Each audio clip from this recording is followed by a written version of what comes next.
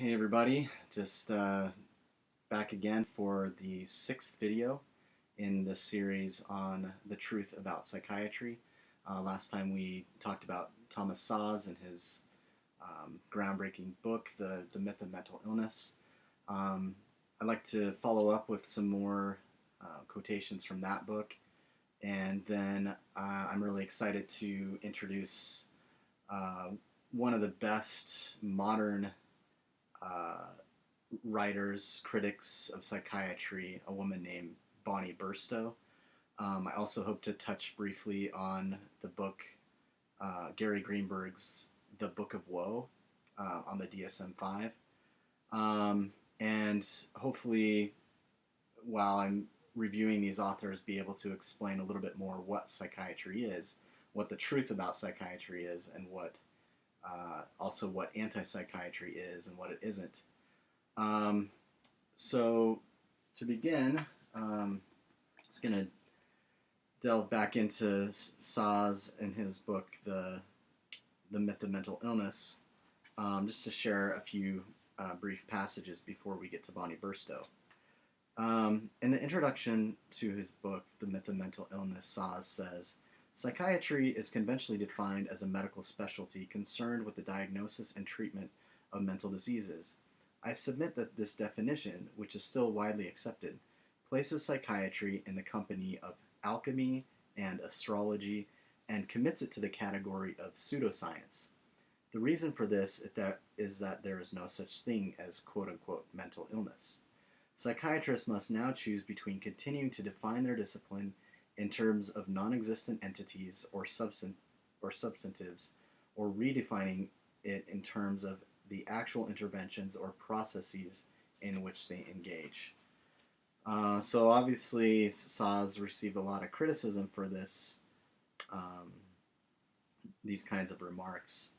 And there were many attempts not just to respond to Szasz, but to dismiss him, to just, calumny and,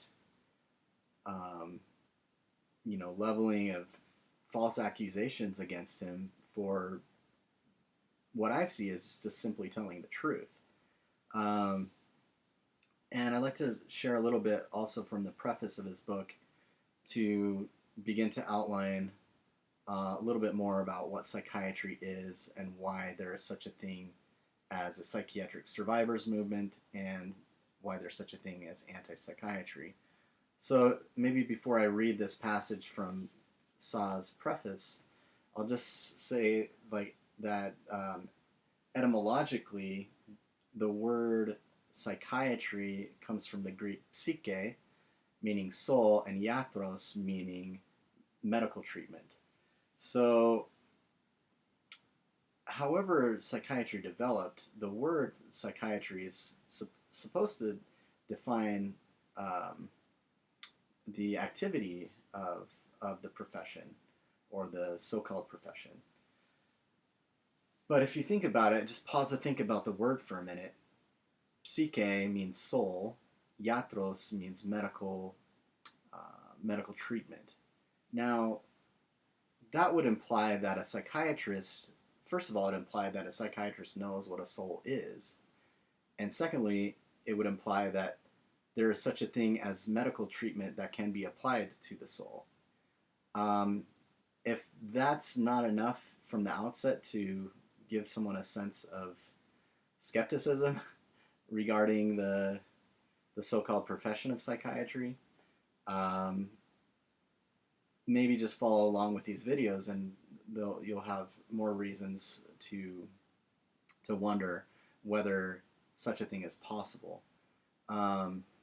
This is not to say that the soul or the spirit, that people can't suffer in spiritual or emotional ways, and that there isn't such a thing as spiritual and emotional healing.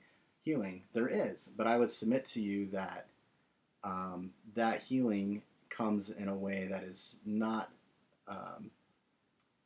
provided by the pseudoscientific enterprise known as psychiatry. So, Szasz, in his preface, uh, he he recounts kind of the reaction that he received to do his essay on the myth of mental illness. And he says, in 1967, my efforts to undermine the moral legitimacy of the alliance of psychiatry and the state suffered a serious blow: the creation of the antipsychiatry movement by David Cooper and Ronald Lang. Instead of advocating the abolition of institutional psychiatry, they sought to replace it with their own brand of psychiatry, which they called anti-psychiatry. By means of this dramatic misnomer, they attracted attention to themselves and deflected attention from what they did, which included coercions and excuses based on psychiatric authority and power.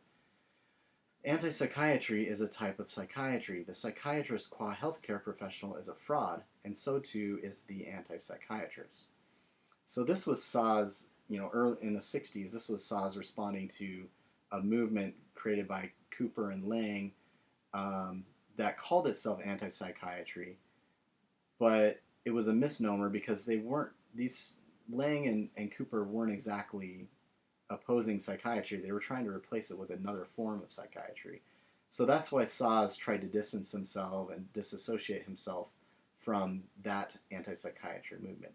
And that anti-psychiatry movement needs to be distinguished from the one that that Szasz initiated, and the one that Bonnie Burstow has also been influential in promoting.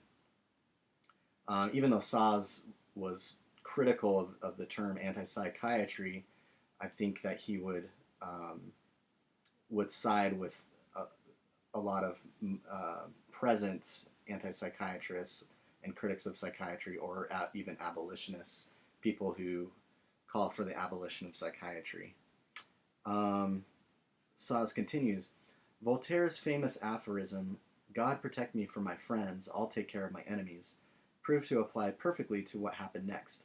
Although my critique of the alliance of psychiatry and the state antedates by 2 decades the reinvention and popularization of the term anti-psychiatry, I was smeared as an anti-psychiatrist, and my critics wasted no time identifying and dismissing me as a leading anti-psychiatrist.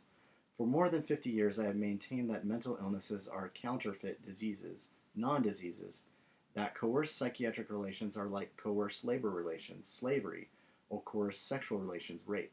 And I spent the better part of my professional life criticizing the concept of mental illness, objecting to the practices of involuntary institutional psychiatry, and advocating the abolition of psychiatric slavery and psychiatric rape. Notice the word abolition. Szasz was an abolitionist. He wanted to abolish psychiatric slavery and psychiatric rape. And he has several books written, even by that title, Psychiatric Slavery, Coercion as Cure, Liberation by Oppression, several books where he explicitly compares psychiatry to slavery. And that's an apt comparison. Not surprisingly, and I'm quoting Szasz again, not surprisingly, the more aggressively I reminded psychiatrists that individuals incarcerated in mental hospitals are deprived of liberty, the more zealously they insisted that mental illnesses are like other illnesses, and that psychiatric institutions are bona fide medical hospitals.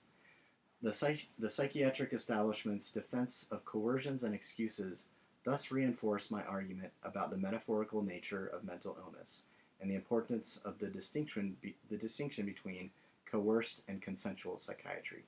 So this last part about coerced psychiatry versus consensual psychiatry is a point where I disagree with Szasz. Szasz was a psychiatrist, and he did have clients and did his brand of psychotherapy, even though he also wrote a book called The Myth of Psychotherapy, which is also a great book. But I would disagree with Szasz about making a distinction between coercive and consensual psychiatry, because in reality, all of psychiatry is coercive.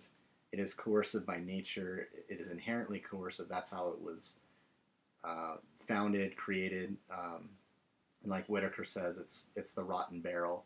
even though there's good apples in that rotten barrel. Um, Szasz continues, anyone who seeks to help others, whether by means of religion or by means of medicine, must eschew the use of force.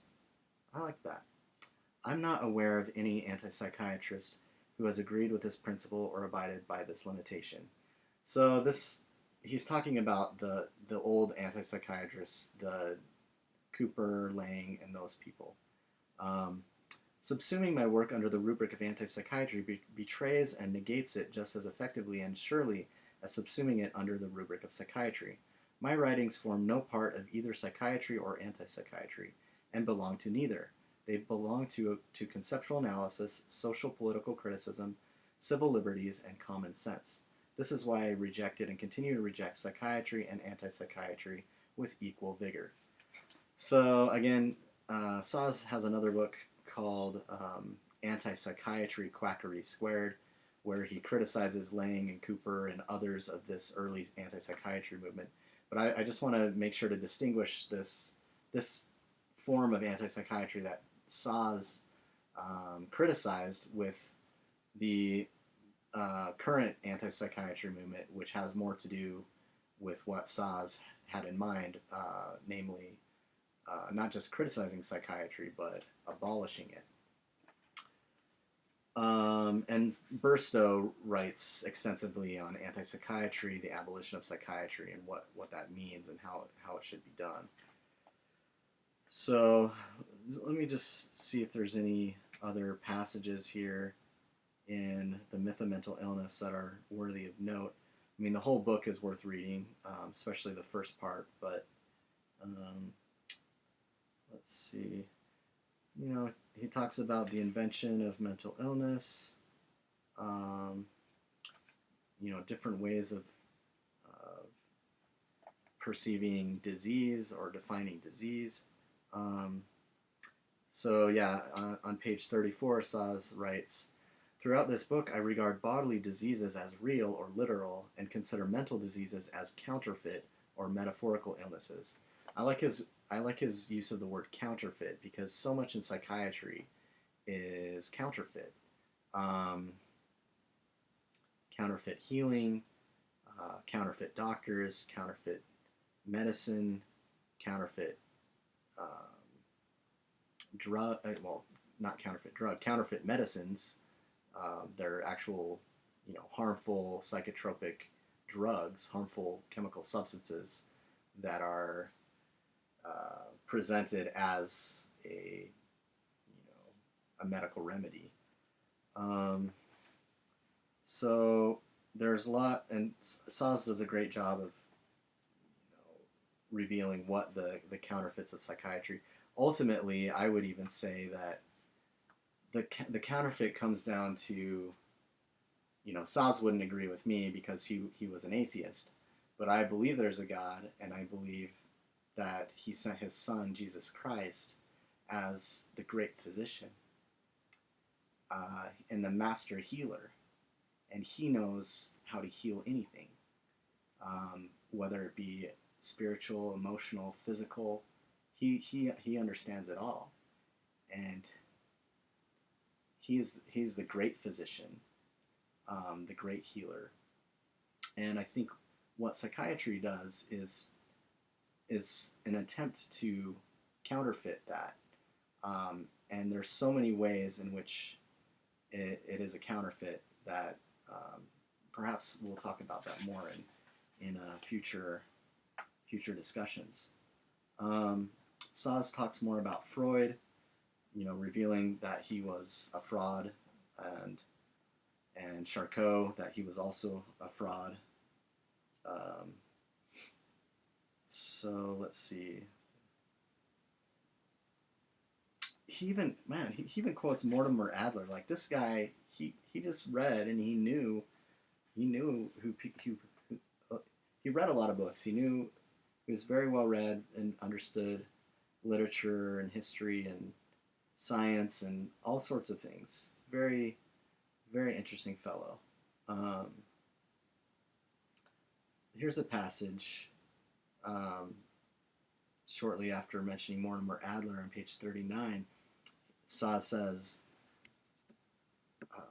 the role of the psychiatrist as expert arbiter charged with deciding who is or is not ill has not ceased with the renaming of malingering as hysteria and with calling the latter an illness. It has merely made his job more arbitrary and nonsensical. Um, and Mortimer Adler had noted long ago that psychoanalysts are trying to swallow everything in psychoanalysis. So Mortimer Adler was critical of psychiatry, and Szasz knew that.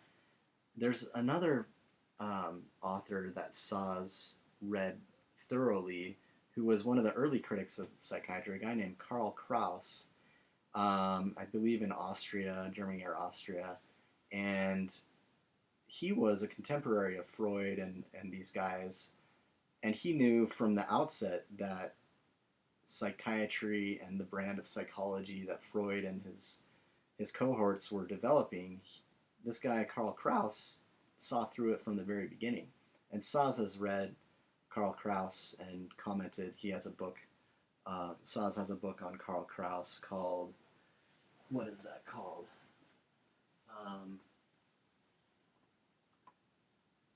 It's called Anti-Freud, and it's on Karl Kraus. It's an excellent, one of Szasz's best books in my opinion. So a few more passages here, and we'll get into Bonnie Burstow. This use of the medical model, namely the idea that psychiatric treatment must be based on psychiatric diagnosis, has, in my opinion, led to a disastrous abuse of patients. There's so much that we can talk about the psychiatric abuse of patients, and there's many books written about that, and Burstow has more to say about that. Maybe one or two more. Oh yeah, there's something at the end. So maybe one or two more passages. On page 77, Szasz says, in my opinion, this sort of search for the biological and physical causes of so-called psychopathological phenomena is motivated more by the investigator's craving for prestige and power than by his desire for understanding and clarity. I have suggested earlier that patterning his beliefs and behavior on the medical model enables the psychiatrist to share in the prestige and power of the physician. The same applies to the psychiatric and psychological investigator or research worker. Because theoretical physicists enjoy greater prestige than theoreticians of psychology or human relations, psychiatrists and psychoanalysts stand to gain from claiming, as they do, that at bottom, as it were, they too are in quest of the physical or physiological causes of bodily illnesses. This impersonation makes them, of course, pseudophysicists and pseudophysicians, and has many regrettable consequences. Yet this imitation of the natural scientist has been largely successful, at least in a social or opportunistic way. I refer to the widespread social acceptance of psychiatry and psychoanalysis as an allegedly biological and hence ultimately psychochemical sciences, and to the prestige of their practitioners based in part on this connection between what they claim to do and what other scientists do. This is an accurate point in my estimation, that psychiatry developed as a way of by way of the attempt to legitimize the illegitimate work of the pseudoscientific field of psychiatry. So in other words, what Szasz is saying, if I'm understanding him correctly, that physicians automatically, in our society, and even when psychiatry was, the early days of psychiatry, of modern psychiatry, physicians enjoyed a certain amount of prestige, power and prestige. And in order to tap into that, psychiatrists saw that they had to somehow legitimize what many perceived to be just quackery. And the attempt to legitimize this is part of the reason behind the ongoing quest for a biological or physical, as Szasz puts it, biological and physical causes of so-called psychopathological phenomena. in other words, the hunt for the chemical imbalance or the hunt for the mysterious biological marker for mental illnesses that has been going on since the beginning of psychiatry and will go on forever, because they will never find it. I like to, I like to say that the hunt for the Easter Bunny and Santa Claus, and um, although Santa Claus is based on, you know, a real person who lived. Anyway, that's another story. We can talk about Santa Claus another time. But the hunt for the Easter Bunny or a leprechaun, I think we will stumble upon a leprechaun before anyone stumbles upon the physical or biological marker of mental illness. And that's because there is no such thing as mental illness, and also because even if there were, there's never been and never will be a biological marker for such a thing.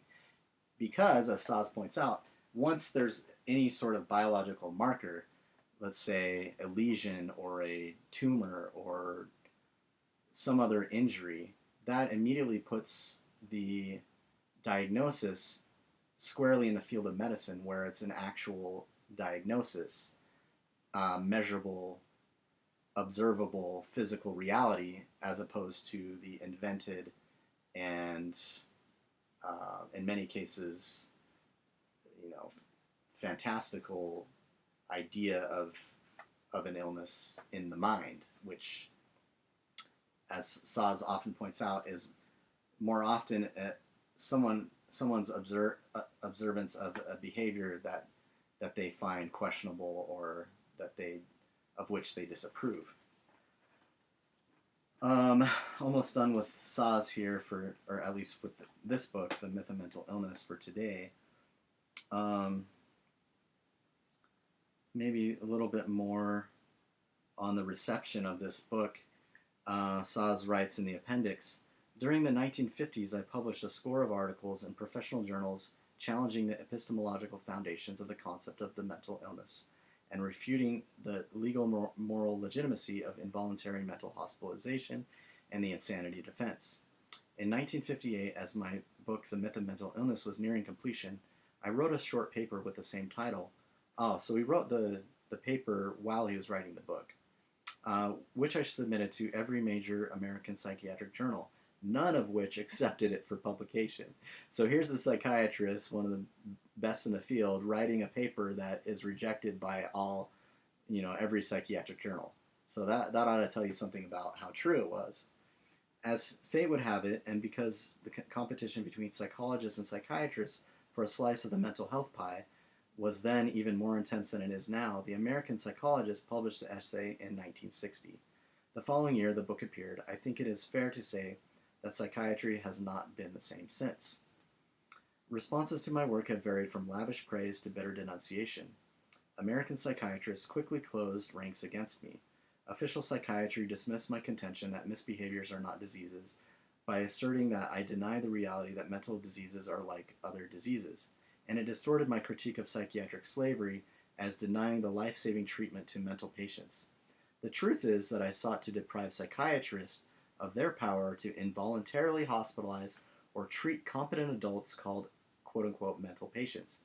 My critics chose to interpret this proposal as my trying to deprive competent adults of their right or opportunity to seek or receive psychiatric help.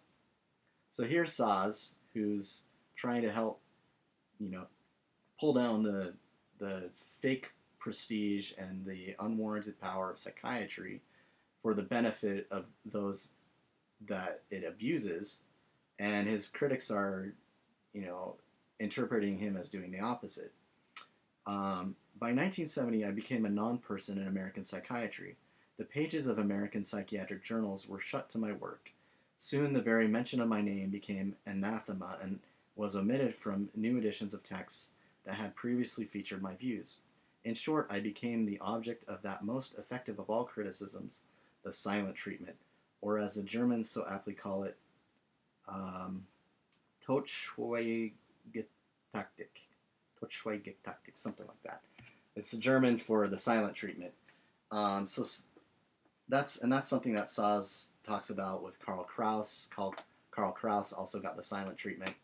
Thomas Szasz got the silent treatment. So whenever Szasz wasn't dismissed, he was ignored. Whenever he wasn't criticized, he was also ignored. So there is an entire book that I'm just going to grab really quickly, if I can pull it out here. Oh, shoot. And this is an excellent book. It's called Szasz Under Fire.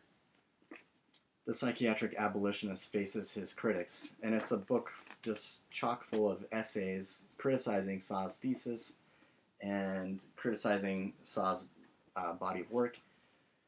And it comes complete with Szasz's response to each one of his critics. And it's a masterpiece because, in my opinion, Szasz is he's just so spot on, and all of his critic, he just tears his critics apart. So it's a very interesting book. And that should suffice today on Thomas Szasz and the myth of mental illness. And so I'd like to get into our next author, Bonnie Burstow. So reading from the Wikipedia page, Bonnie Burstow, March 6, 1945 to January 4th, 2020. Oh, really? It was that recent.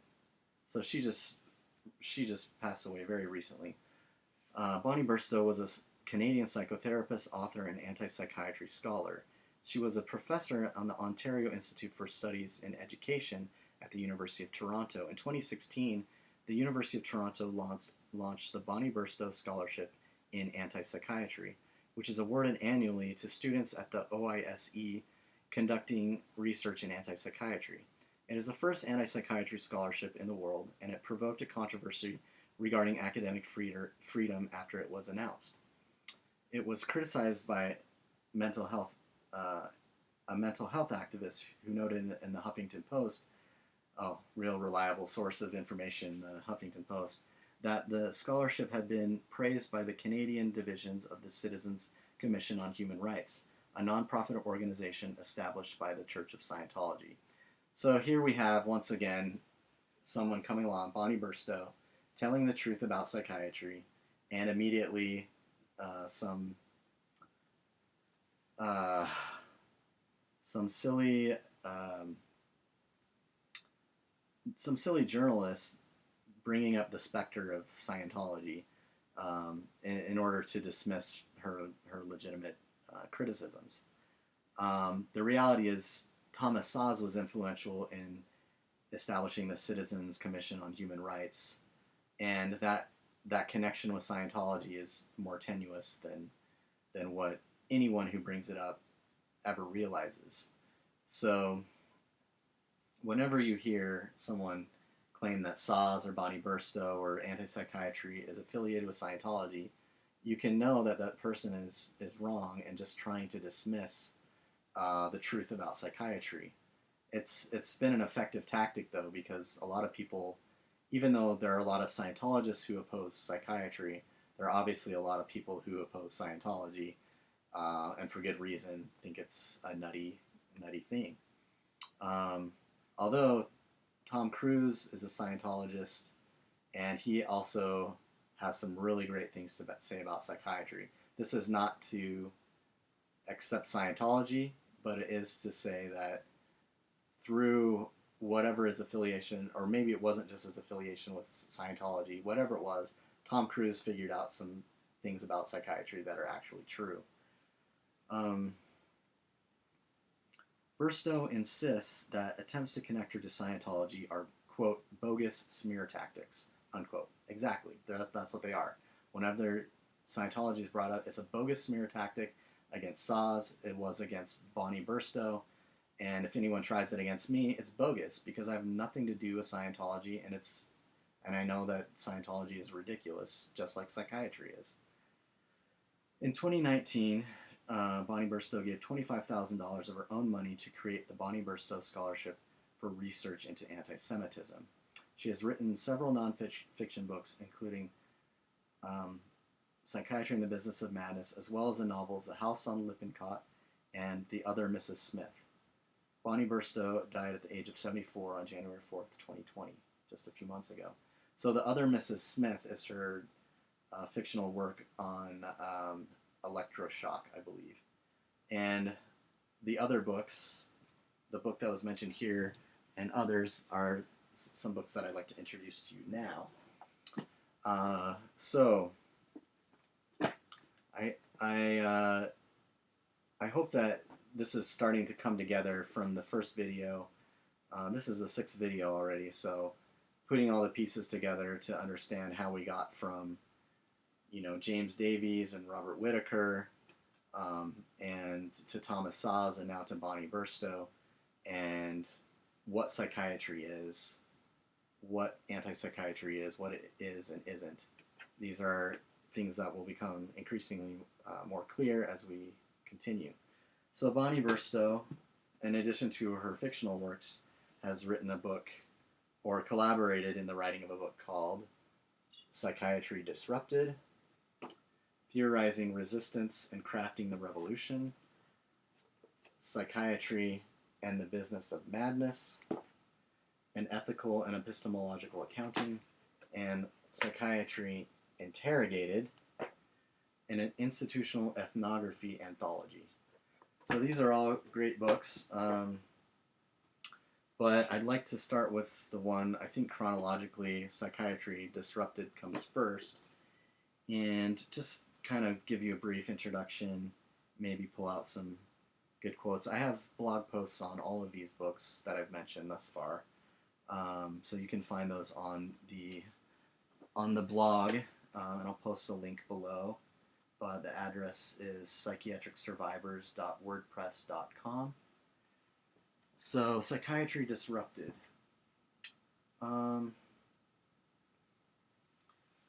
Maybe I'll just... I have some notes here. I have my blog post here. So, Psychiatry Disrupted is, I think, even more powerful. Szasz had very powerful critique and powerful language, but Bonnie Burstow, I think, puts it up another level as far as her critique of psychiatry. They were both abolitionists, Szasz and Burstow, and I agree more with Szasz, even though he's too libertarian for my taste. I think he was smarter politically and understood philosophy better than Burstow. Although Burstow is brilliant and an excellent writer, very prolific and also very eloquent. But her gift, I also believe, is she was able to explain things so clearly, very difficult concepts, very clearly, in a way to persuade people who might never have heard of these things before. She just writes so beautifully well. So let's see. Yeah, there is a quote from... Well, let me just read from my blog post for a while, and I'll comment on that, because this is a good introduction to her first book. Bonnie Burstow has written a few very interesting books and a variety of thought-provoking articles. Her book, Psychiatry Interrogated, was dedicated to everyone everywhere who has ever fallen prey to institutional psychiatry, and it initiates the process of dismantling coercive psychiatry. Her book, Psychiatry and the Business of Madness, is even better. In it, she recounts the true history of psychiatry, from antiquity to the present day. Oh, this is Psychiatry and the Business of Madness. So, I like both books, but Psychiatry and the Business of Madness is the one I would recommend first of all. So in it, she recounts the true history of psychiatry from antiquity to the present day, and she exposes the nefarious nature of the Diagnostic and Statistic Manual of Mental Disorders. Burstow has also written a novel about a victim of electroshock torture entitled The Other Mrs. Smith. In 2014, Burstow published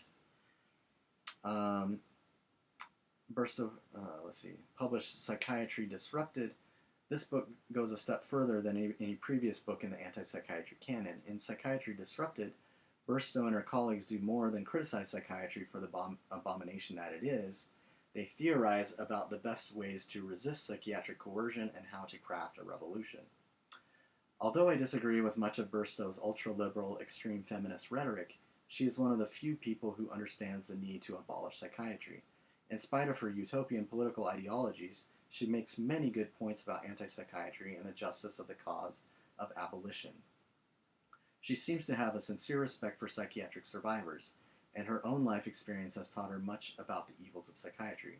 She is more, I believe that one of her relatives, her father, or someone, I'll have to look this up, but I believe that one of her relatives was tortured and abused by psychiatrists. She seems to have a sincere respect for, let's see, I read that. She is more familiar with the work of Thomas Szasz than most people, which also makes her a powerful ally in the just cause of antipsychiatry. In short, she understands the truth about psychiatry better than most people, and therefore her books, including this one, are very much worth reading. So in this book, she's trying, in Psychiatry Disrupted, theorizing the resistance and crafting the revolution, she wants to figure out how to end psychiatry. She takes a nonviolent approach to activism, but she is very much a revolutionary. To understand why someone would feel passionately enough about antipsychiatry to wish to craft a revolution, one would either have to be a psychiatric survivor, or else one would have to obtain an accurate understanding of the true history of psychiatry on their own. Although Burstow is not a survivor herself, she understands the true history of psychiatry, and she has relevant experiences that fuel her desire to work toward the abolition of psychiatry. In the third chapter of Psychiatry Disrupted, Burstow presents what she calls the attrition model for antipsychiatry. Her purpose is to unite a community of those who wish to combat psychiatry and to call attention to methods for its elimination. This particular method is based on the model of the prison abolition movement. Burstow is aware that not everyone understands what antipsychiatry is or why psychiatry ought to be abolished. Thus, she patiently explains the reasons and the justice of the cause. So, and here's a good passage to show, how well she writes and also how well she explains this seemingly difficult concept. The goal of antipsychiatry, Burstow explains, is quite simple, nothing less than the abolition or end of the psychiatric system. Herein lies its ultimate distinction.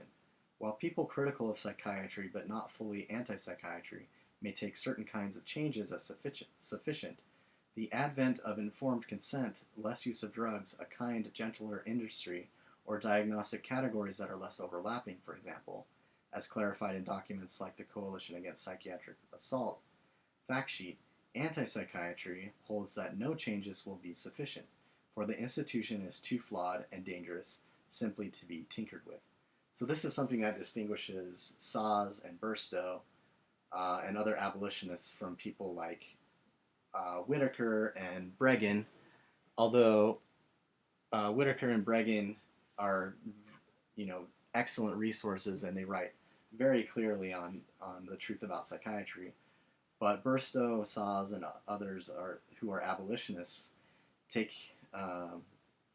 it to a new level because they understand, as I understand, that psychiatry is not it's not something that can be reformed or reworked. There are psychiatric survivors of whom I am aware who like to compare, and it's crass, but they like to compare reformers or critics of psychiatry as their attempt is like polishing a turd. One of them in a blog post, in a comment on a blog post, said that it's like, it's a pile of excrement, the S word. But my response to this was simply, actually no, a pile of manure or a pile of excrement is useful for something. You can fertilize a garden. It has nutritive value for plants. Psychiatry, on the other hand, is is nothing like that. I compared it more to like a black hole that sucks away the light and life of everything. Psychiatry cannot. It's like slavery. It cannot be uh, reformed. I mean, you wouldn't go back to the Third Reich and think of ways to reform Nazism to make it more palatable. You wouldn't go back to chattel slavery in the South and think of better ways to manage the institution of slavery. No, these are evils that need to be abolished. The same is true about psychiatry. And this is how Burstow puts it, if I can find it. Let's see. The goal, let's see, did I just read this? Yeah, I just read that part. Um,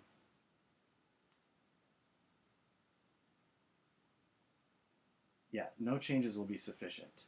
Um, how might anti-psychiatry activists proceed?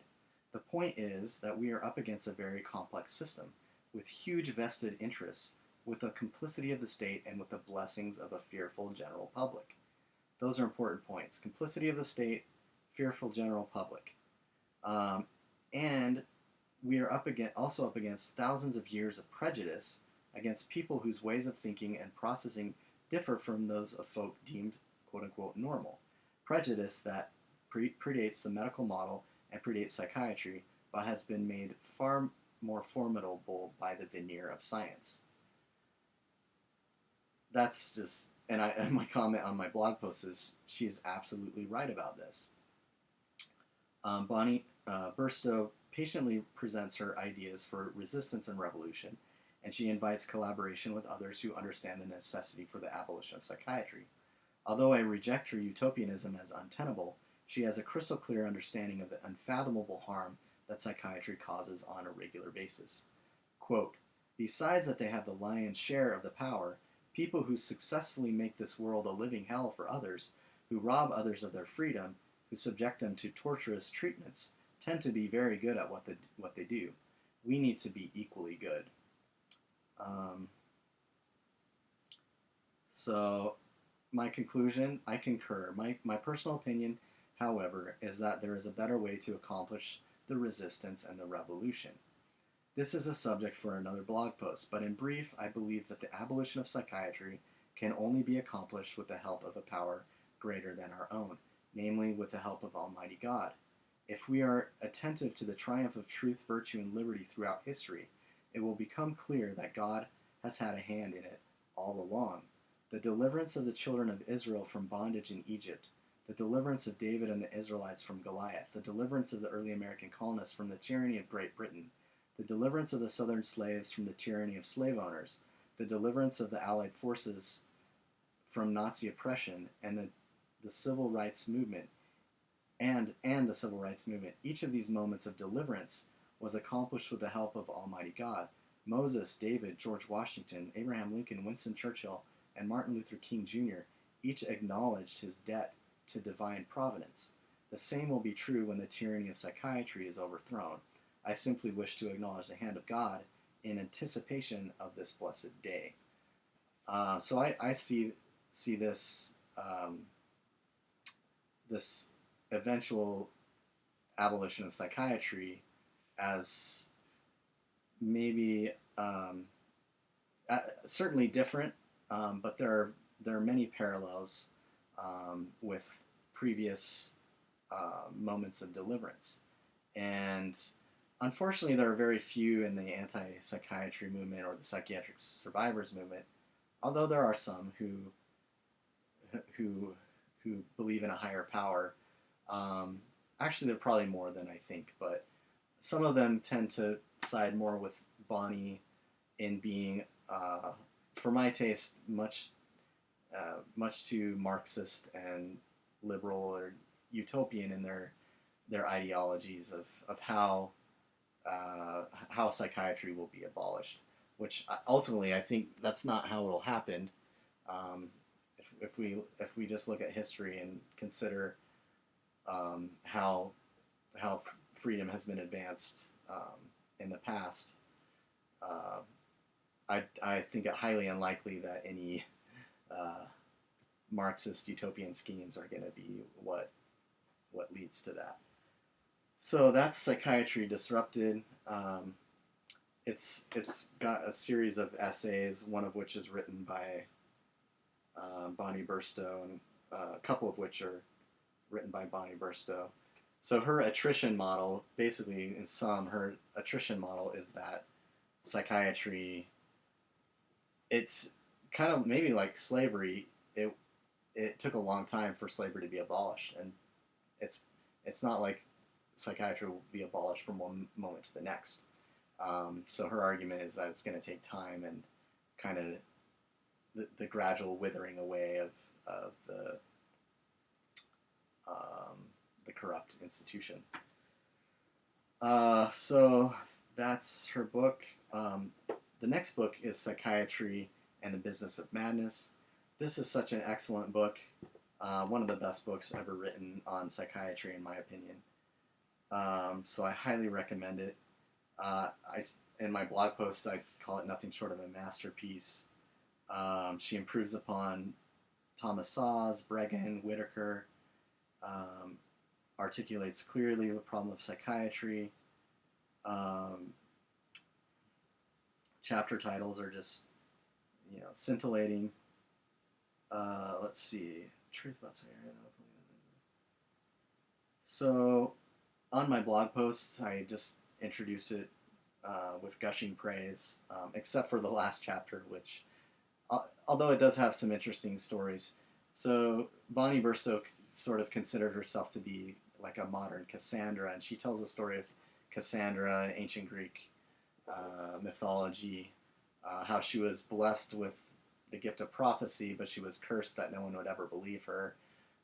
Cassandra predicted the fall of Troy, and of course she was right, but then no one would ever believe her. And so Bonnie identifies with that myth, and I think looking at her work and the work of Thomas Szasz and others who are critical of psychiatry or hope to abolish psychiatry, you can see they kind of do have this Cassandra mentality, and rightfully so, because I think they're right about psychiatry, and from my own experience, I've also noticed that even though these are people telling the truth about psychiatry, and a truth that I want to echo, there seem to be very few who listen or understand, kind of like when Cassandra was, prophesying the fall of Troy, and she basically went mad. I guess I'd have to look up the myth again, but because she was trying to tell people what's going on, but no one would believe her. So I mean, I think it's been true of many people who, even like Ignaz Semmelweis, the person that Szasz admired, here he was telling the truth, and they threw him in a mental hospital because he told the truth. So, and if Cassandra predicted the fall of Troy, there are many people writing today who are looking at our current circumstances in the United States and seeing how that compares with, past civilizations, the rise and fall of ancient Rome, for example, and who suggests that maybe we're not so far from that eventual fall.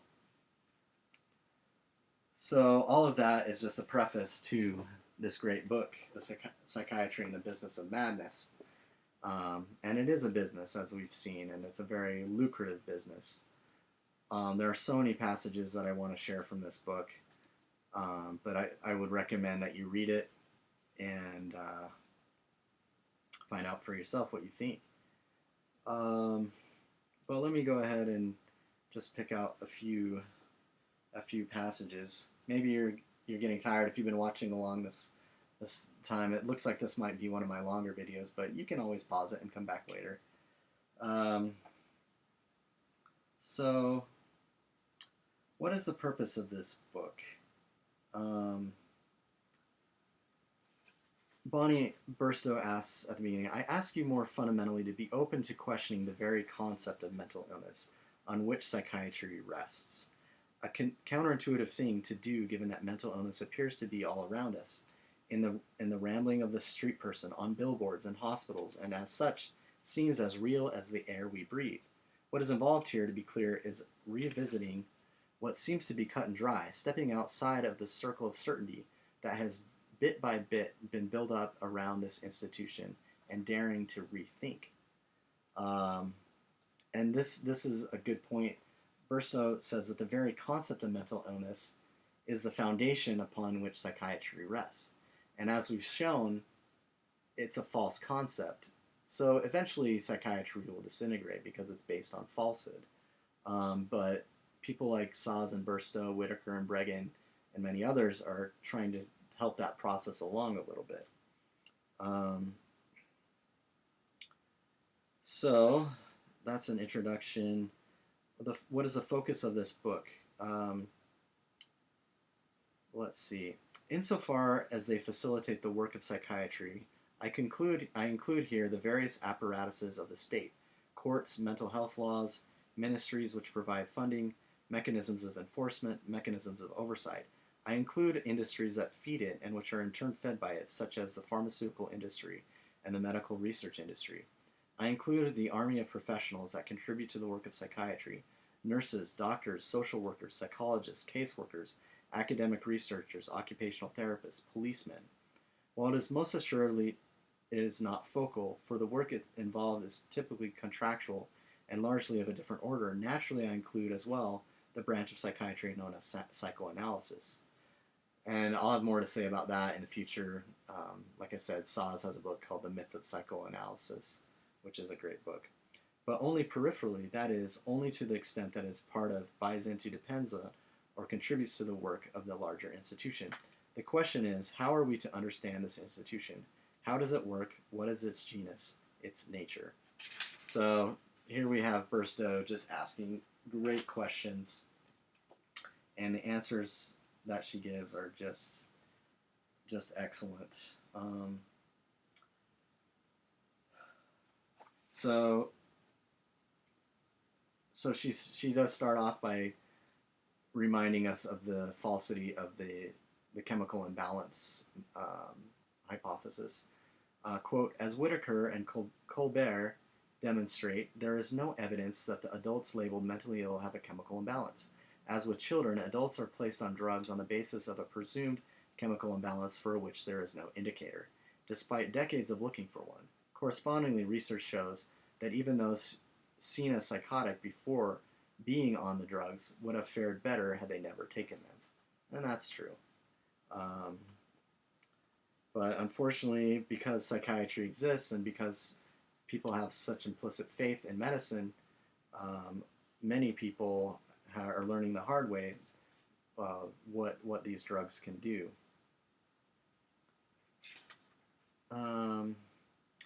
So Burstow is very familiar with Szasz, and I think has read him quite thoroughly, understands him better than most people. So she has a little passage here. The point is, as Szasz and others have repeatedly pointed out, the very concept of mental illness is untenable, for illness by definition pertains to the body. The mind is simply an activity of the body.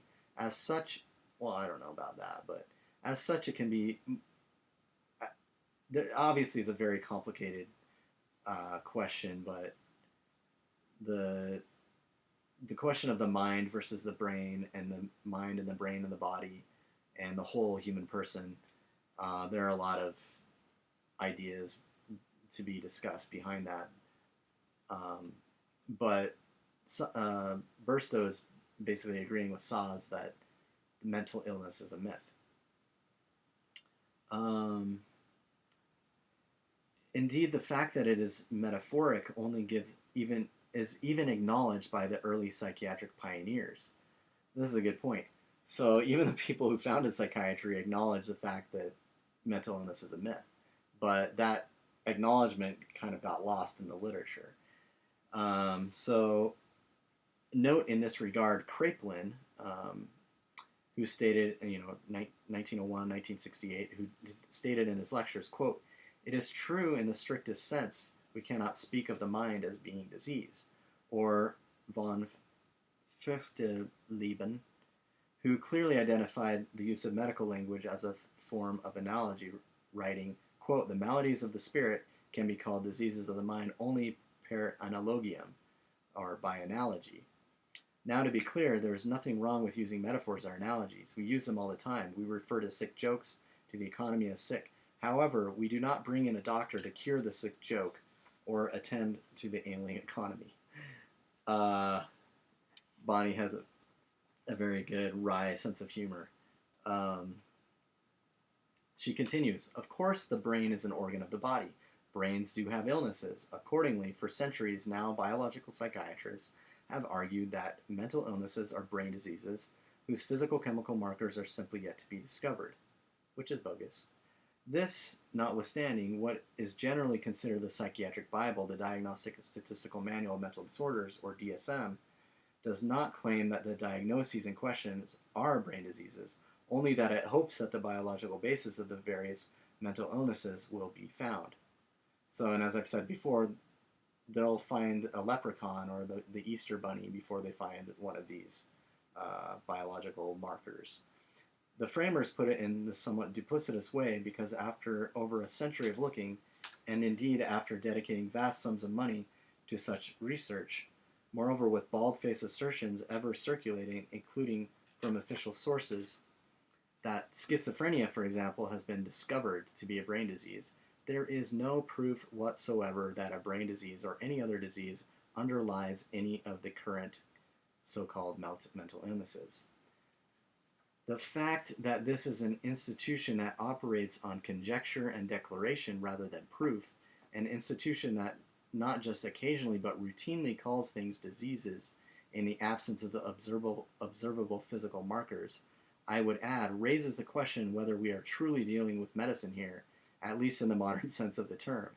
Indeed, it raises the question of whether we are dealing with science at all. And Burstow is absolutely correct.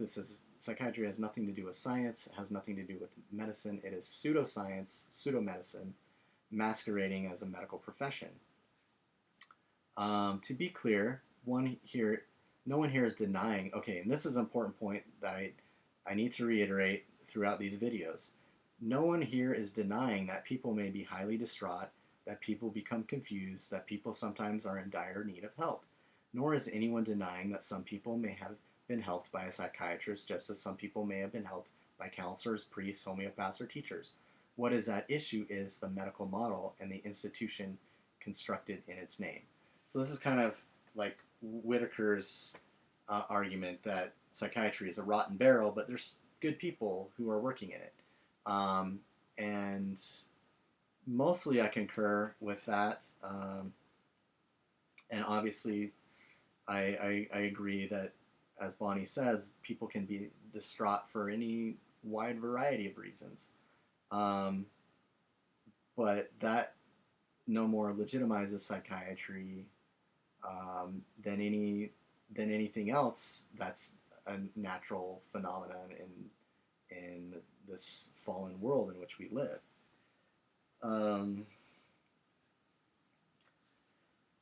Let's see.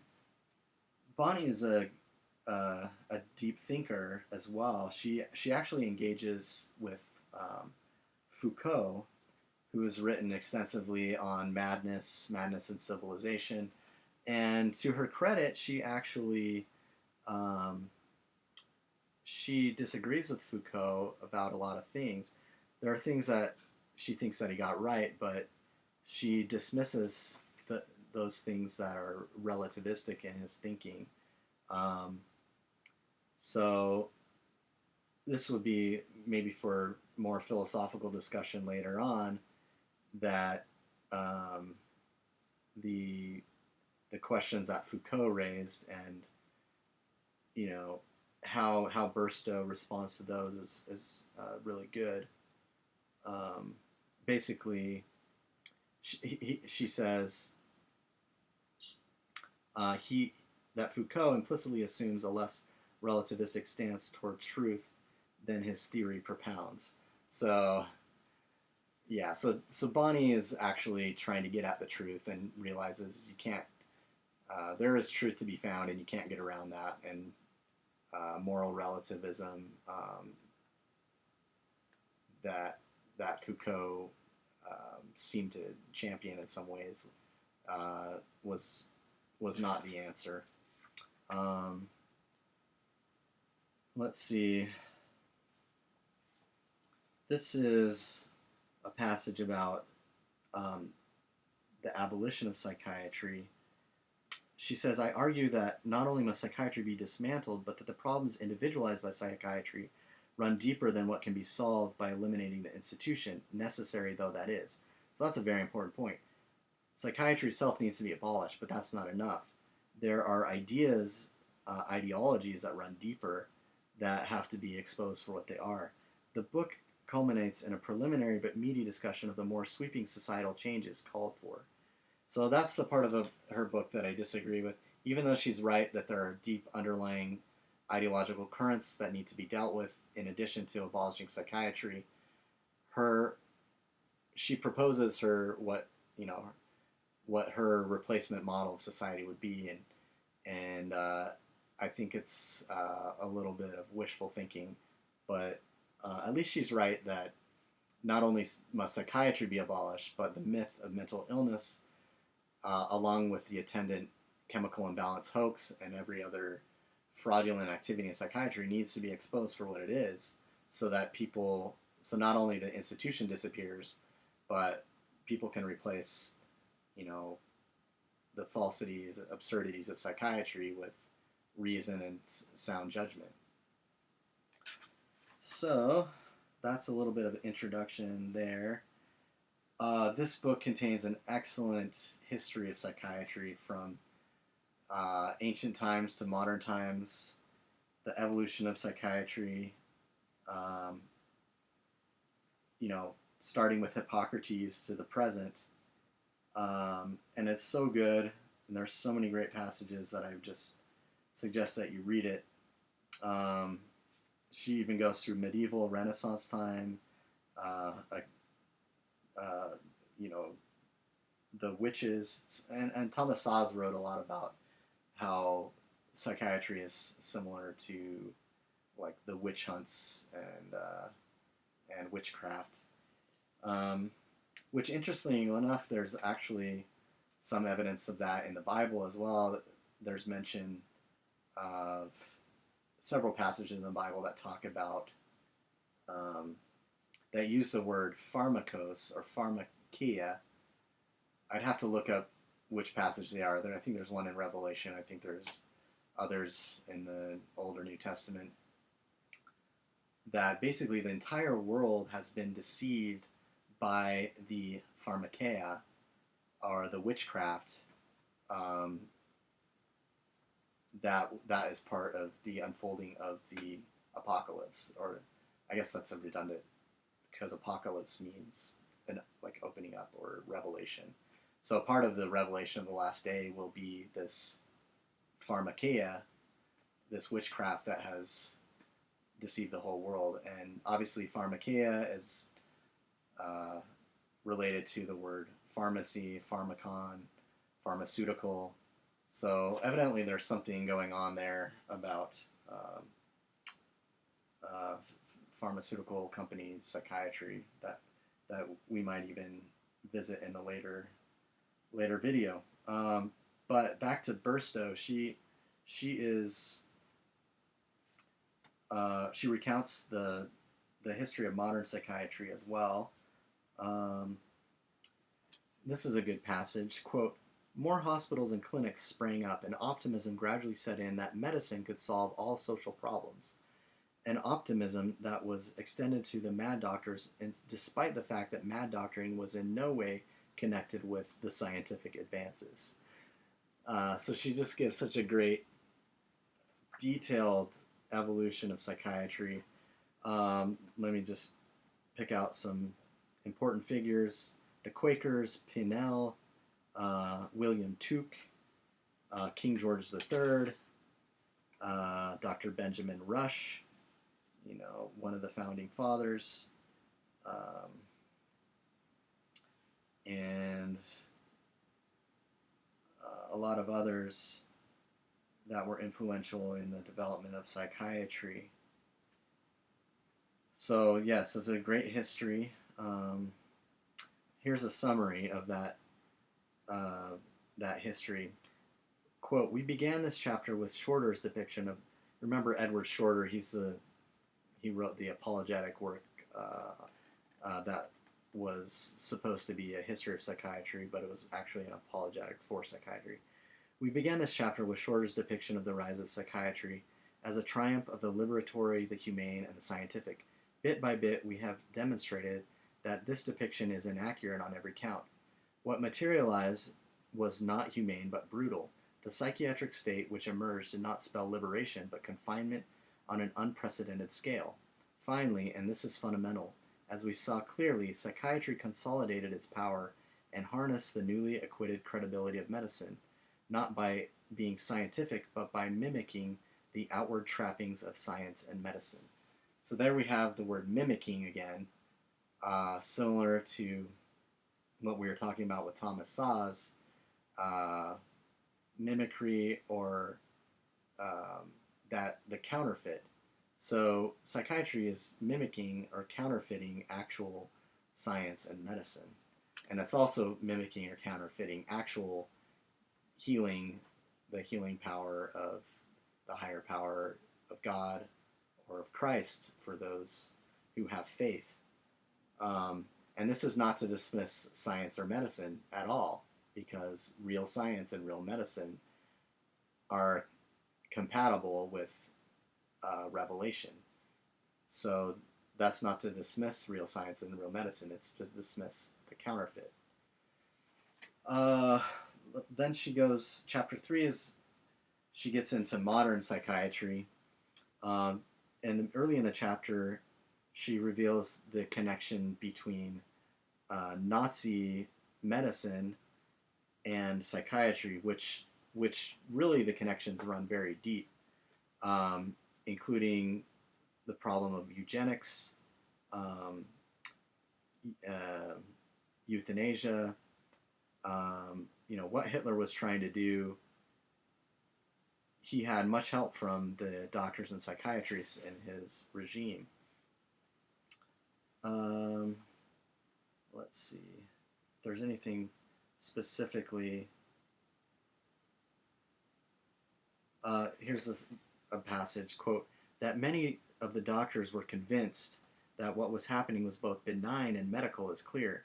What contributed to this self-delusion was an eerie shift supported by the state, steeped in fascist ideology, and who actually constituted the patient.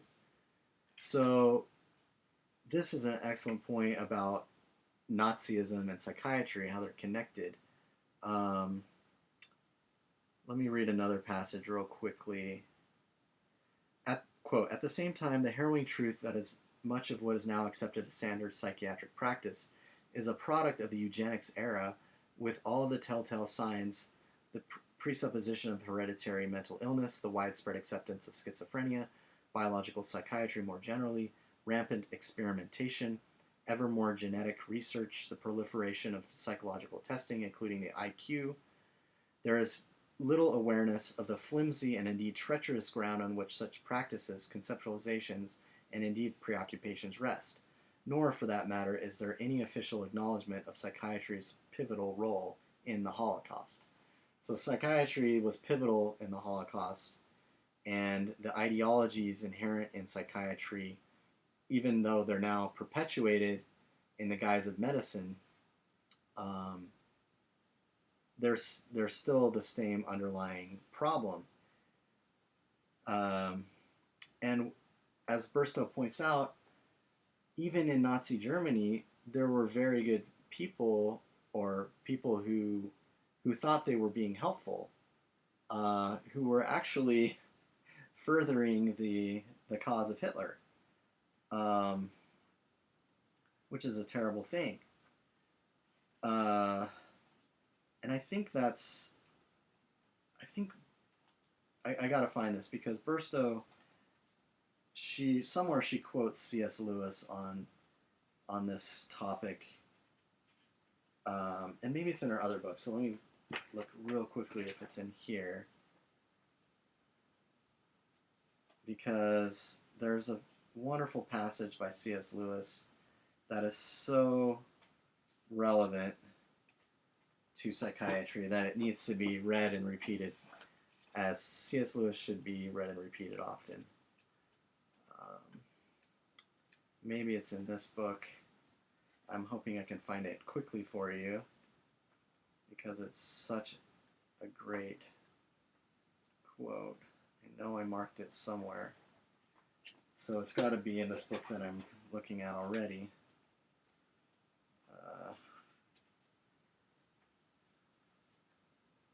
Come on, little C.S. Lewis. Where are you?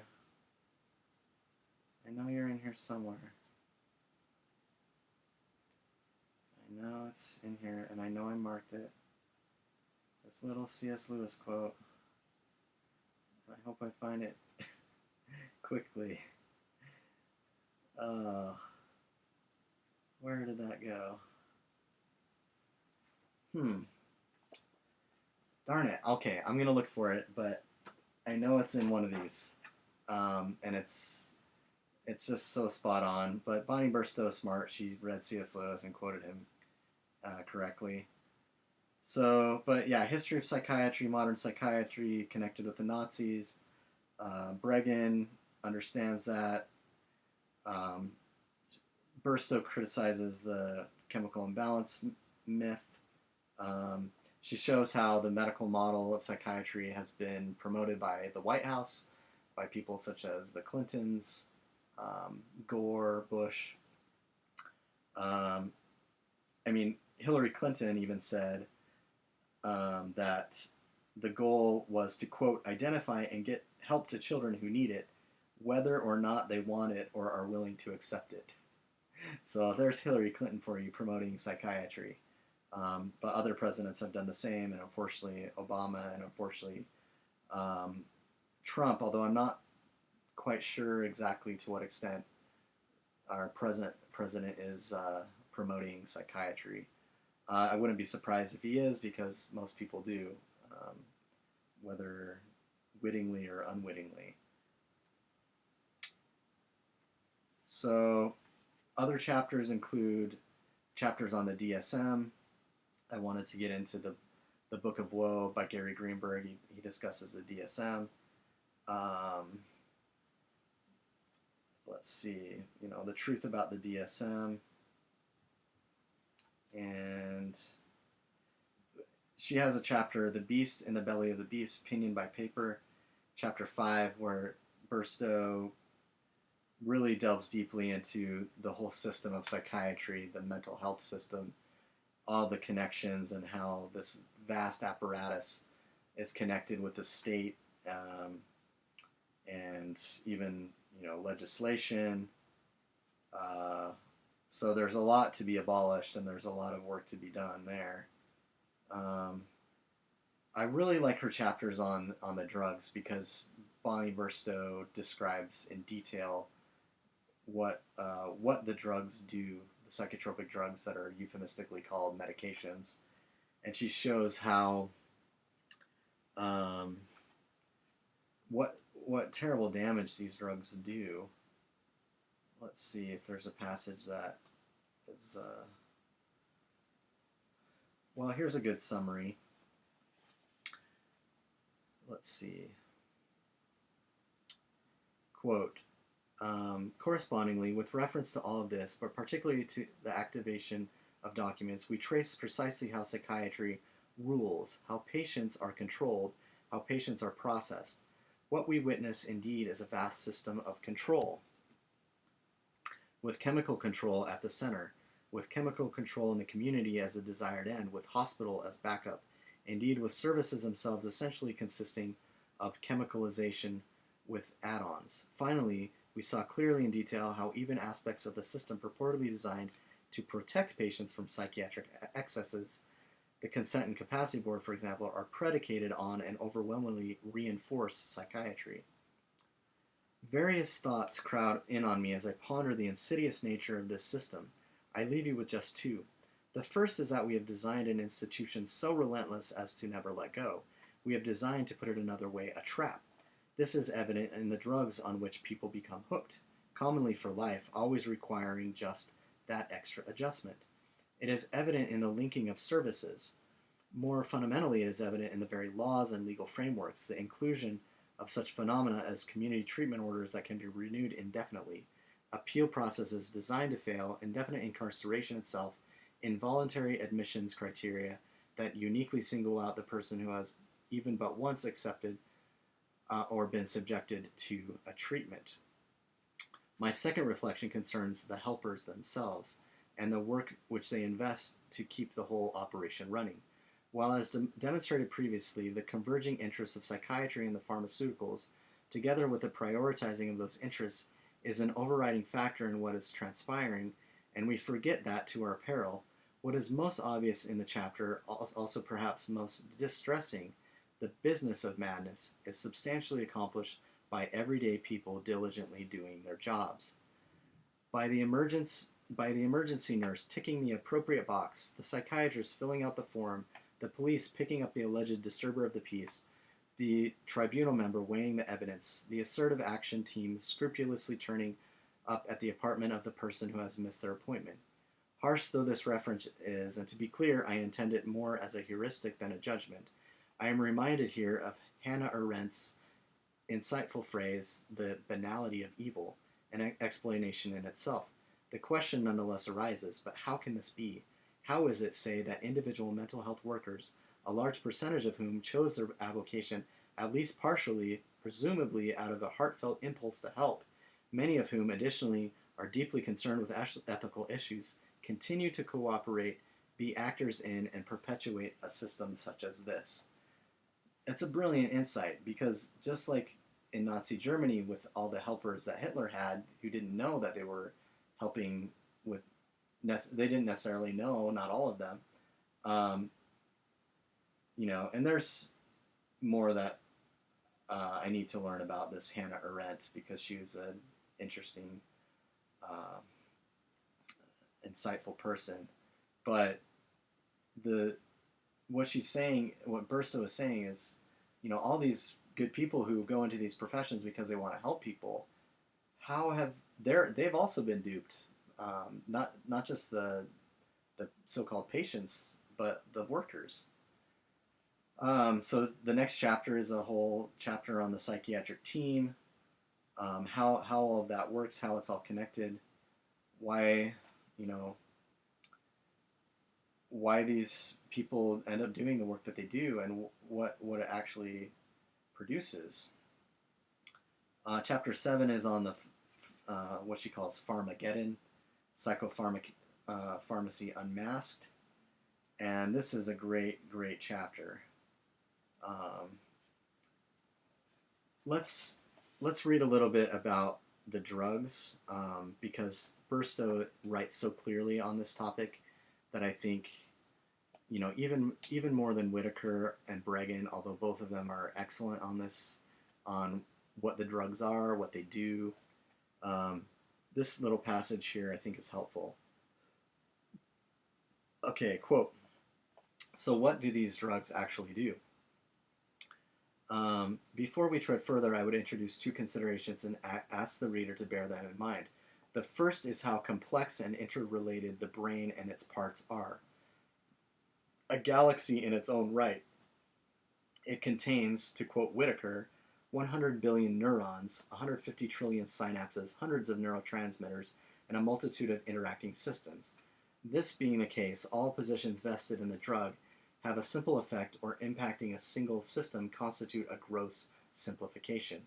The second consideration is that given that these substances alter brain chemistry, and given that people being treated for mental illnesses in point of fact have normal brain chemistry, it stands to reason that these substances themselves create imbalances. Herein is our entry point to wit. The secret to understanding the actions of the drugs is to get to the bottom of the imbalances created in the brain's response. As the neuroleptics are allegedly schizophrenia specific, and as schizophrenia is the one condition that the public at large feels confident as a bona fide disorder, neuroleptics are the obvious starting point. So she starts with neuroleptics because as Szasz has written in another book, schizophrenia is the sacred symbol of psychiatry. If the base ideology underlying all of psychiatry is the myth of mental illness, schizophrenia is the sacred symbol of psychiatry as the um, most widely accepted um, bona fide disorder. And besides Szasz, there and Bonnie Burstow, and how few people have stopped to really question, what the heck is schizophrenia? Is that really a thing? And Szasz, in his book, the Schizophrenia, the Sacred Symbol of Psychiatry, he shows that just as with um, hysteria and other so-called mental illnesses, schizophrenia is a myth. It's now this is going to sound very problematic to people who have known others who have been diagnosed with schizophrenia. Um, but and it's not to say, once again, it's not to say that people don't suffer with a wide variety of, terrifying, even horrible symptoms. But it's just to say that the invention of schizophrenia, if people understood the history of it, how it was created, how it was invented, and that goes for autism as well. We'll talk about schizophrenia and autism in a future video. But the basic concept here is that mental illness is the myth upon which psychiatry is based, and schizophrenia is one of the main cogs in the wheel of mental illness. And then neuroleptics, or these early drugs, Haldol, Mellaril, Thorazine, and even Abilify, Risperdal, Zyprexa, these drugs are based on all these prior myths, and the actual results of these drugs are, as Burstow writes, they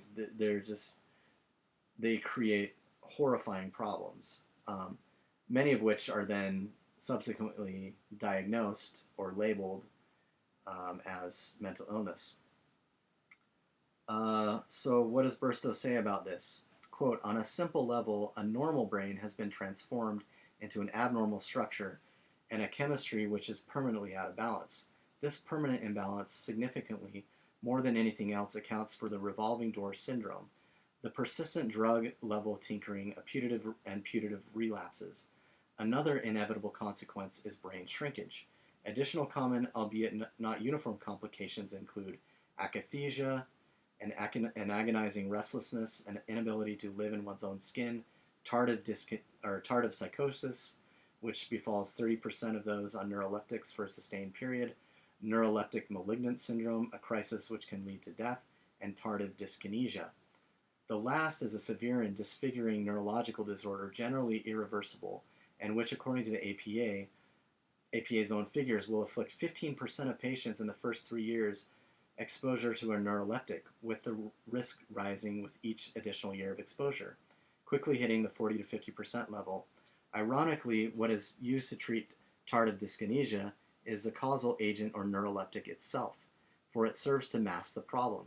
In this manner, users are propelled into a potentially endless downward spiral.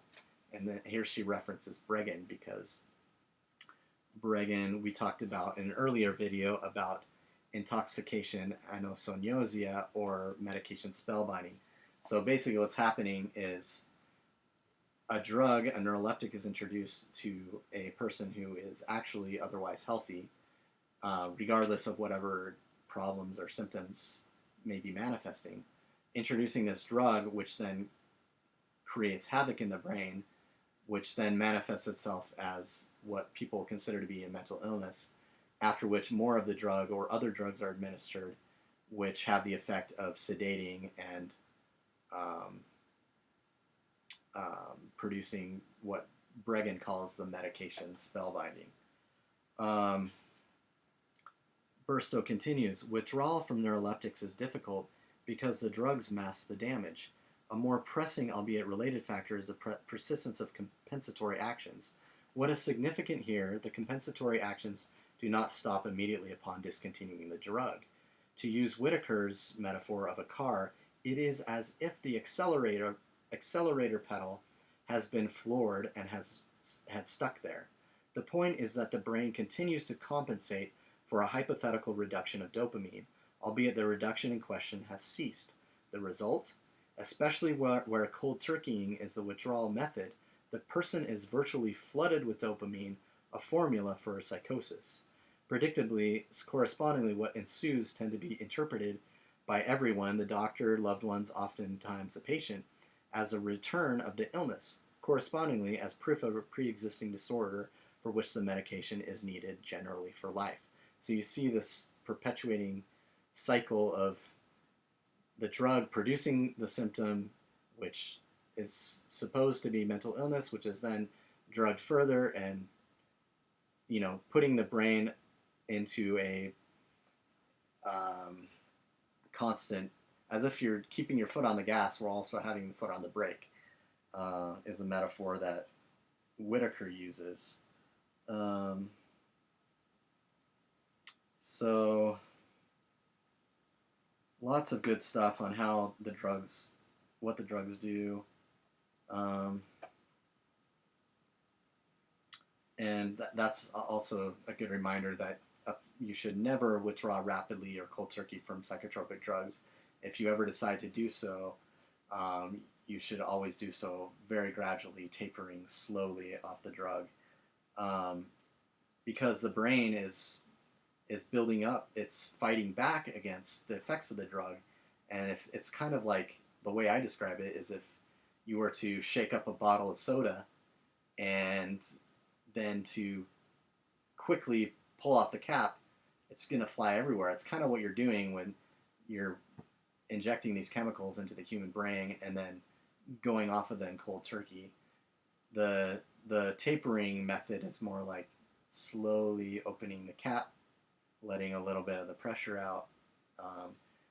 And none of this is easy, and in fact is very horrifically painful. People have described it as basically going through hell. And a lot of those people happen to be dead now because they've decided to end their lives rather than going through the hell of psychotropic drug withdrawal. I don't blame them for that, and I think they're actually martyrs in the cause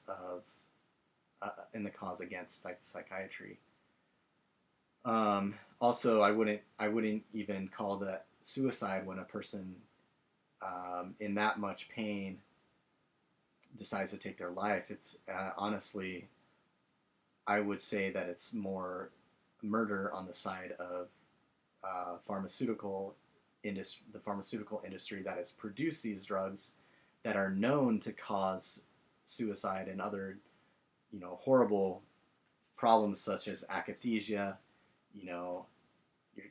the tremors and weight gain and they're called side effects, but I don't like the word side effects because a side effect implies that there's some good effect that the drug has when that's simply not true. So all of these terrible things that the drugs are doing, that's on the hands of psychiatry and the pharmaceutical industry.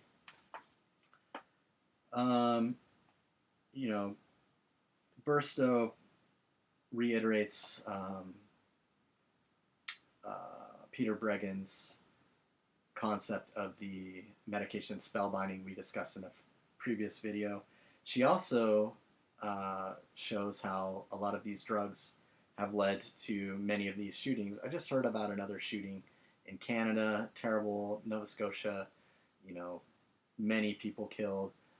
Whenever one of these shootings comes on the news, my first reaction is always to wonder, and sometimes I even go ask Ann Blake Tracy on her Facebook page, were psychotropic drugs involved? And, more than 50% of the time, there was some connection to psychiatry and psychotropic drugs.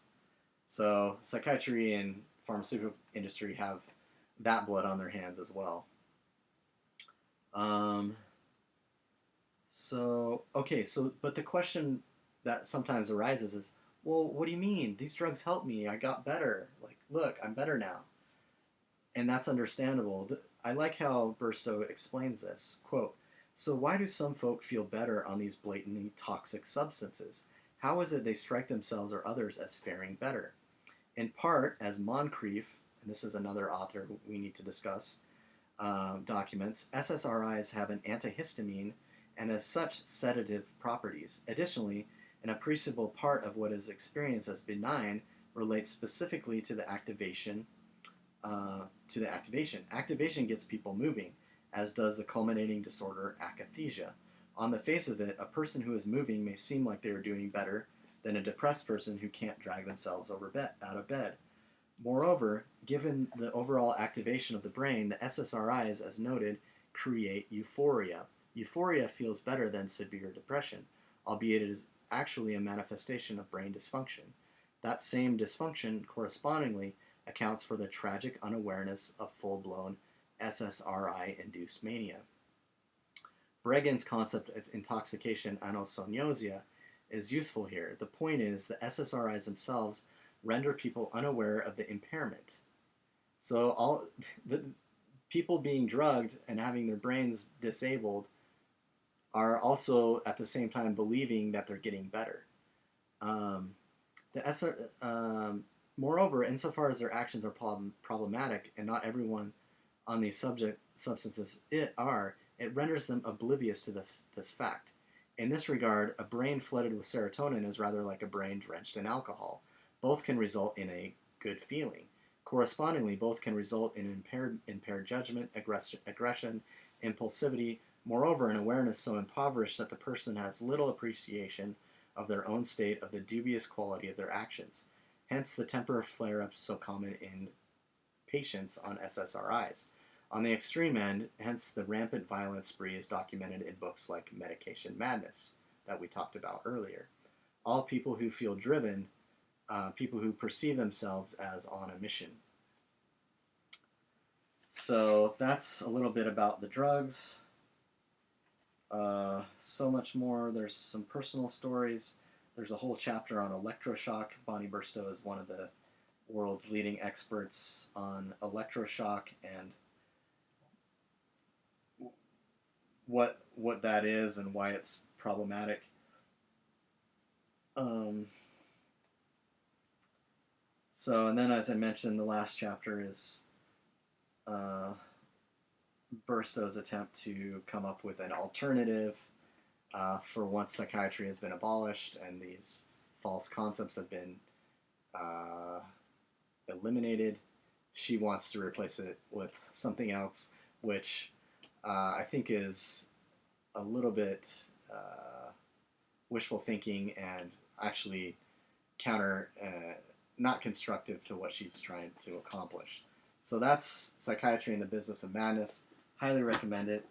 I still want to find the C.S. Lewis quote because it could be like for psychiatric survivors or for a anti-psychiatrist or even for people who are critical of psychiatry.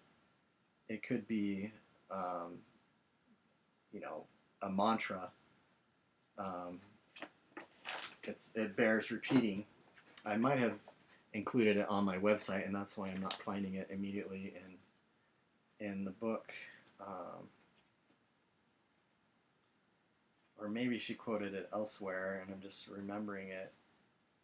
But I could have sworn it's in one of these chapters.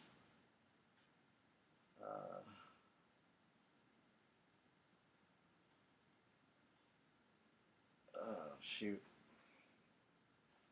I know it's in here. Well, that's Thomas Szasz, Bonnie Burstow. Maybe it's on my blog. That's probably where I posted it. Well, I know that I have before. Let's see. If you read my blog, you basically know more than anyone in the world about psychiatry. So, Burstow, her books. abolition. I did say that I was going to talk about the Book of Woe. This is um, Gary Greenberg's book on the Diagnostic and Statistical Manual. So I'm going to talk briefly about that. And I'm just going to look up this C.S. Lewis quote because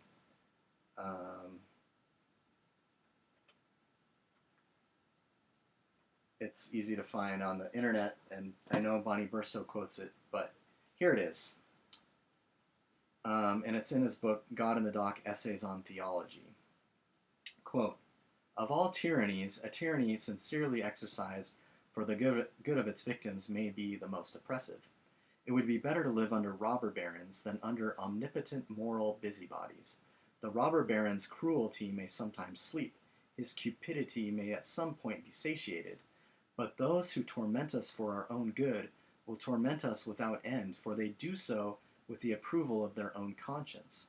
They may be more likely to go to heaven, yet at the same time likelier to make a hell of earth. This very kindness stings with intolerable insult.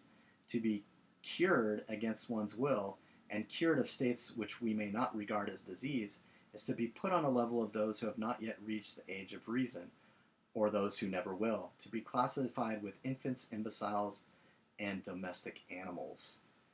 That's a perfect description of psychiatry. It is a tyranny that is often sincerely exercised for the good of its victims. So what's it's even worse than, well, in some ways it's worse than in some ways it's been called a more feminine tyranny, like the masculine tyranny being that of like a Hitler or a Stalin or one of these tyrants that's just a boot on your face, 1984, we're going to stamp out your freedom, as opposed to what has been called a feminine tyranny of kind of we're gonna take care of you even though you don't want to be taken care of. Now, that's, C.S. Lewis wasn't necessarily talking about psychiatry there, but you can see evidence of that kind of tyranny all around us. I mean, even in this current pandemic, if you think about it, there's a lot of this, I've seen on the internet people being called Karens, the female name, Karen, a Karen as being one of these omnipotent moral busybodies, one of these people running around saying, stay in your house, wash your hands, It's like, okay, we get it, there's a pandemic, we're gonna be careful, but and these are people who are doing so out of the goodness of their own heart because they want to, they see themselves as doing good, but they're what C.S. Lewis called omnipotent moral busybodies. So that was the quote I was looking for. So to wrap up this session, I would like to talk about Gary Greenberg's book, The Book of Woe. I don't have a copy of the book with me, but I've read it, and here's the blog post. If I can show it. No, this isn't going to work. I'll have to figure out a way to do this, but basically it's the blog is called The Book of Woe, blog post. And maybe you've taken a moment to hit pause and get refreshed and come back. I'm just going to keep going because I could talk about this forever. So the Book of Woe. Have you ever wondered where... So this is to build off of everything we've talked about thus far and talk about what Bonnie Burstow calls the... what does she call it? Anyway, the text that's at the core of all these problems is the DSM, the Diagnostic and Statistical Manual. So now we're going to dissect where this came from and why it's a problem. Have you ever wondered where terms such as ADD, ADHD, MDD, bipolar disorder, and schizophrenia come from? Wonder no longer. In the Book of Woe, the DSM and the Unmasking Psychiatry, author and practicing psychotherapist Gary Greenberg pulls back the curtain on the not-so-wonderful Wizard of Woe. With wry humor and whimsical rhetorical flair, Greenberg describes the process by which a group of the world's top psychiatrists join forces to create a work of fiction so captivating that it has the potential to redefine reality. Greenberg's scathing commentary on the construction of the DSM-5, the fifth edition of the Diagnostic and Statistical Manual of Mental Disorders, penetrates to the rotten core of psychiatry while simultaneously excavating priceless philosophical pearls from the oyster shells of ontology. Wow, I was kind of waxing poetic there, but basically Gary Greenberg is showing where the DSM-5 comes from and why we should be concerned. Greenberg begins his book with a reference to one of history's most decadent diagnoses. In 1850, the New Orleans physician Samuel Cartwright observed that many African slaves seemed to be suffering from what he considered to be a new disease. Drapetomania, as Cartwright called it, was the disease causing Negroes to run away. Greenberg trenchantly reports that drapetomania was never considered for the Diagnostic and Statistical Manual of Mental Disorders, the American Psychiatric Association's Compendium of Mental Illnesses, but that may be only because there was no such book in 1850.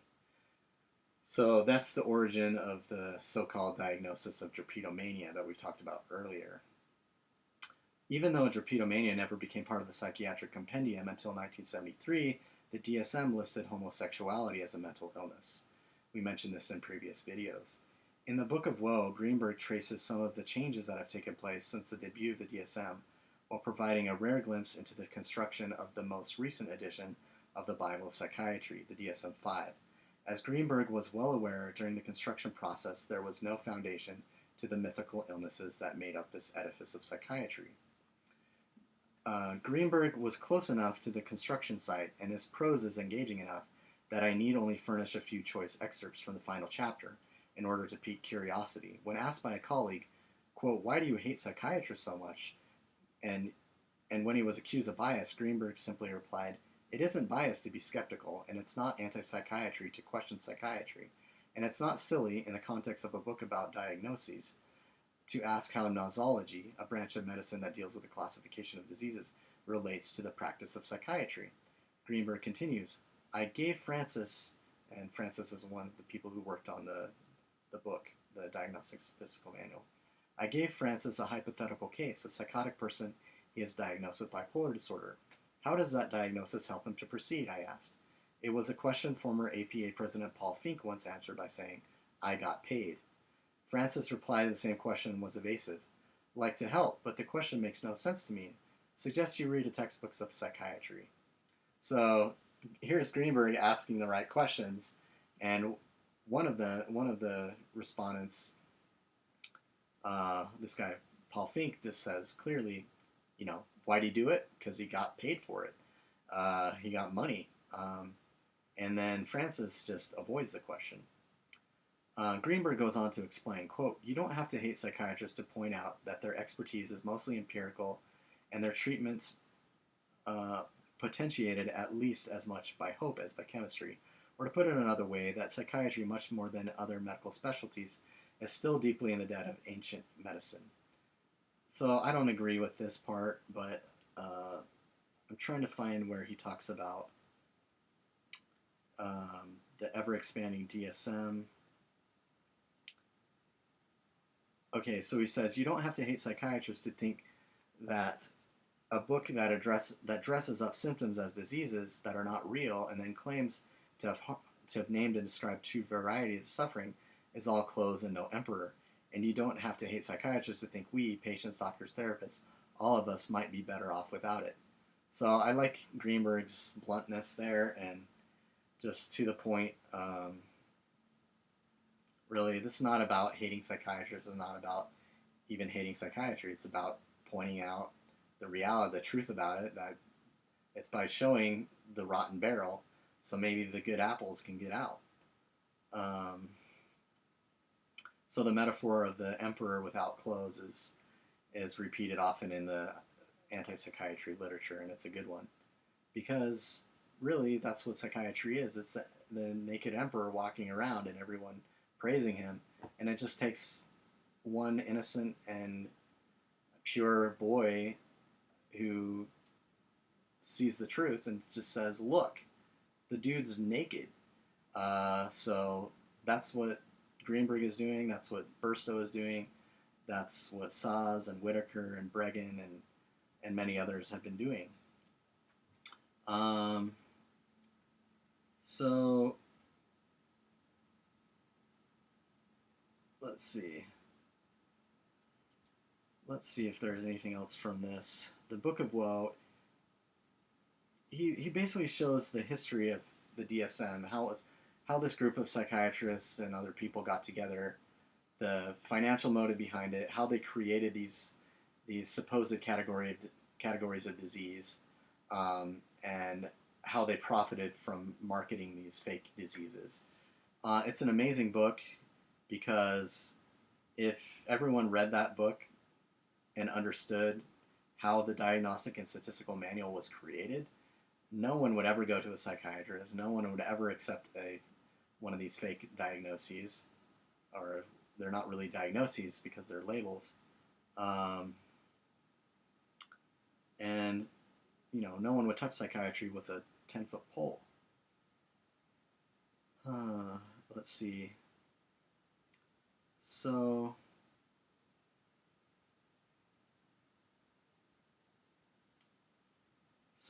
I will mention that the DSM-5 has almost 1,000 pages in it, and it costs, at least at the time that I published or I wrote this, it costs $100.